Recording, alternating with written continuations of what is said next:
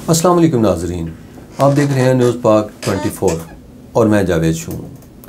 हमारा मौजू है आओ ख़ुद को सुधारें। आज ज़िंदगी के जिस अहम पहलू की तरफ तवज्जो मैं मबज़ूल करवाना चाहता हूँ वह है प्रैक्टिकल एस्पेक्ट ऑफ लाइफ। वैसे तो नसीहत और तनकीद को हम अपना फ़र्ज़ और अवलीन हक़ समझ कर करते हैं। इस नशिस्त में हम अपने कौल और फ़ेल में पाए जाने वाले तज़ाद पर गौर करने की कोशिश करेंगे। कौल का मतलब है कहना और फ़ेल का मतलब है करना।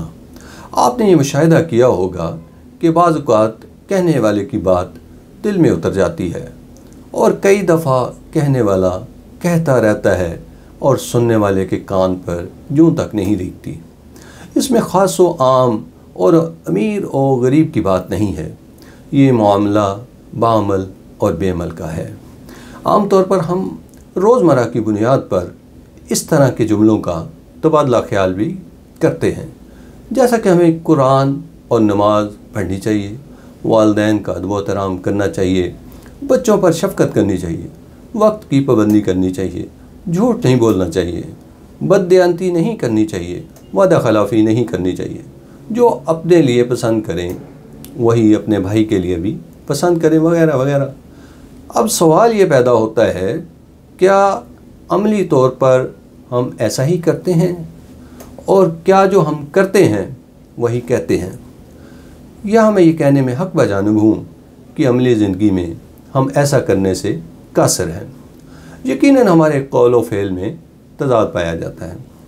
इस ज़मन में बहुत ही मुख्तसर लेकिन सबक और मौज़ू वाक़या आपकी खिदमत में पेश करना चाहता हूँ।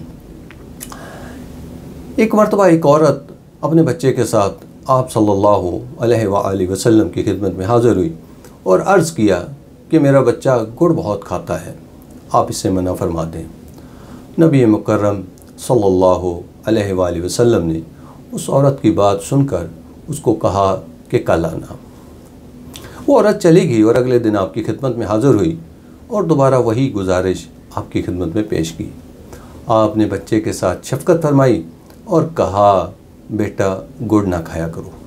ये सुनकर वो औरत बहुत हैरान हुई और अर्ज़ किया, या रसूल अल्लाह, मेरे माँ बाप आप पर कुर्बान हों, ये बात आप कल भी कह सकते थे।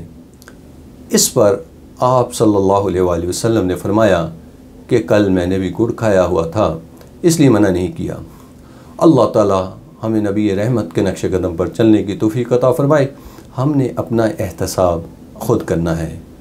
ये कितने दुख और कर्ब की बात है कि आज हमें दुनिया को बताना पड़ता है कि हम नबी रहमत के उम्मती हैं, हम मुसलमान हैं।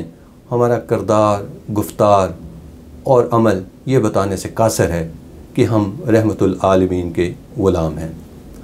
आज हमें भी अपने मामलात ज़िंदगी को मद्देनज़र रखते हुए इस बात की निशानदेही करनी है कि क्या हम वैसा ही कर रहे हैं जैसा कि हमें ज़िंदगी गुजारने का हुक्म है। यकीनन हम वैसा नहीं कर रहे, इसलिए तरह तरह की परेशानियों, बेयकीनी और बेसुकूनी का शिकार हैं। वैसे तो परेशानियाँ ज़िंदगी का हिस्सा हैं, जिसने अपनी परेशानी पर कदम रखा वो जीत गया और जिसने परेशानी को सर पर सवार किया वो टूट गया। इस तनाज़ुर में रूहानी तौर पर एक दो गुजारिशात हैं जो मैं आपके गोशगुजार करना चाहता हूँ कि दिलों को सुकून अल्लाह ताला के ज़िक्र से मिलता है, परेशानी खामोश रहने से कम, सब्र करने से ख़त्म और शुक्र करने से खुशी में तब्दील हो जाती है। अल्लाह ताला हमें अमल करने की तौफ़ीक़ अता फ़रमाए। आज की गुफ्तगू का इख्तिताम दो गौर तलब बातों के साथ करना चाहता हूँ। नंबर 1, वो नेकी बड़ी ही मोतबर है जिसका कोई गवाह ना हो सिवाय अल्लाह ताला के। और दूसरी बात, दीवारें राब्ते तोड़ती हैं और पुल राब्ते जोड़ते हैं। मोतबर नेकियां करते और पुल बने रहें। खुश रहें और खुश रखें। अल्लाह हाफ़िज़।